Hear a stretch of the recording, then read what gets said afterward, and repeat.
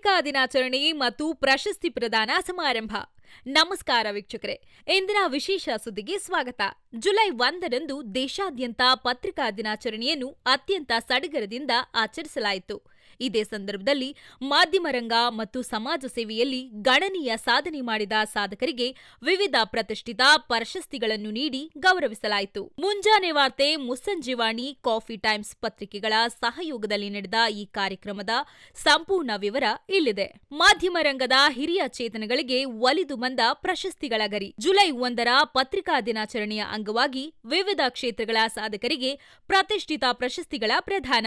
ಪತ್ರಿಕೆ ಕೇವಲ ಅಕ್ಷರವಲ್ಲ, ಅದು ಸಮಾಜದ ಆಸ್ತಿ ಎಂಬ ಧ್ಯೇಯ ವಾಕ್ಯದೊಂದಿಗೆ ನಡೆದ ಈ ಸಮಾರಂಭದಲ್ಲಿ ಪ್ರಮುಖವಾಗಿ 3 ವಿಭಾಗಗಳಲ್ಲಿ ಪ್ರಶಸ್ತಿಗಳನ್ನು ಘೋಷಿಸಿ ವಿತರಿಸಲಾಯಿತು. ಪ್ರಶಸ್ತಿ ಪುರಸ್ಕೃತರ ಪಟ್ಟಿ ಈ ಕೆಳಗಿನಂತಿದೆ.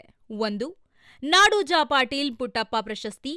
ಪತ್ರಿಕೋದ್ಯಮದಲ್ಲಿ ಅತ್ಯಂತ ಸೇವೆ ಸಲ್ಲಿಸಿದ ಹಿರಿಯರಿಗೆ ಈ ಗೌರವ ಸಂದಿದ್ದು, ಪುರಸ್ಕೃತರು ಶ್ರೀ ಆರ್. ಮೋಹನ್ ಕುಮಾರ್, ಸೋವಿನ ದನಿ ಸಂಪಾದಕರು, ಶ್ರೀ ಎಚ್. ಕೆ. ಮಂಜುನಾಥ್ ಸಂಪಾದಕರು, ಅಮೋಘ ವರ್ಷ, ಡಾಕ್ಟರ್ ಬಿ.ಆರ್. ಸ್ವಾಮಿ, ಕರುನಾಡ ಉದಯ, ಶ್ರೀ ಗೋವಿಂದರಾಜ್ ವಿ, ಕಾವೇರಿ ವಾಹಿನಿ ಸಂಪಾದಕರು, ನಾಡಪ್ರಭು ಕೆಂಪೇಗೌಡರ ಪ್ರಶಸ್ತಿ.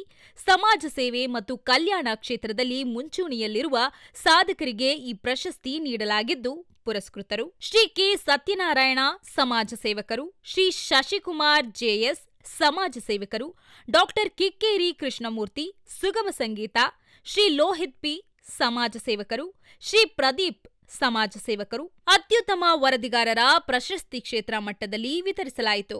ಈ ಕಾರ್ಯಕ್ರಮ ಶ್ರೀಯುತ ಶ್ರೀ ಹುಲಿ ಅಮರನಾಥ್ ಅವರ ನೇತೃತ್ವದಲ್ಲಿ ಬಹಳ ಅದ್ಧೂರಿ ವೈಭವದಿಂದ ನೆರವೇರಿತು ಹಾಗೂ ಕಾರ್ಯಕ್ರಮವನ್ನು ಸಂಘದ ಸರ್ವ ಸದಸ್ಯರುಗಳೆಲ್ಲರೂ ಸೇರಿ ಬಹಳ ಅದ್ಧೂರಿಯಿಂದ ಆಚರಣೆ ಮಾಡಲಾಯಿತು.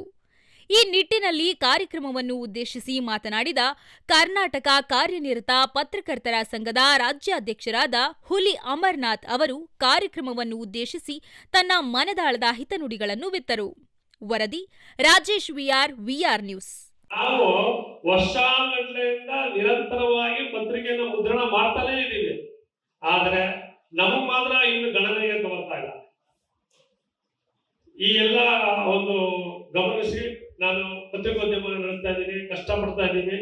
ದಯವಿಟ್ಟು ನಾನು ಇವತ್ತೇನು ನಮ್ಮಲ್ಲಿ ಇರುವಂತಹ ಹಿರಿಯ ಪತ್ರಕರ್ತರಾದಂತಹ ಜಾಂಗಡೆ ವೆಂಕಟರಾಮಯ್ಯನವರು ಆಗ್ಬೋದು, ಸಿದ್ದರಾಜು ಸರ್ ಆಗ್ಬೋದು, ಕೇಳ್ಕೊಳ್ಳೋದಿಷ್ಟೇ, ಇವತ್ತು ಏನು ನಿರಂತರವಾಗಿ ಪತ್ರಿಕೆಗಳನ್ನ ತರ್ತಾ ಇದ್ದಾರೆ ಅವ್ರಗಳನ್ನೆಲ್ಲ ಒಂದು ತಕ್ಕಡಿಗೆ ಹಾಕೊಂಡು ನೀವು ಅವ್ರನ್ನೆಲ್ಲ ಕರ್ಕೊಂಡೋಗಿ ಸರ್ಕಾರಕ್ಕೆ ಏನು ಮನವಿ ಮಾಡಿ ನಮ್ಮಂತಹ ನಿರಂತರ ಮುದ್ರಣ ಪತ್ರಕರ್ತರಿಗೆ ಒಂದು ಸವಲತ್ತುಗಳು ಸಿಗುವ ವ್ಯವಸ್ಥೆ ಮಾಡಬೇಕು.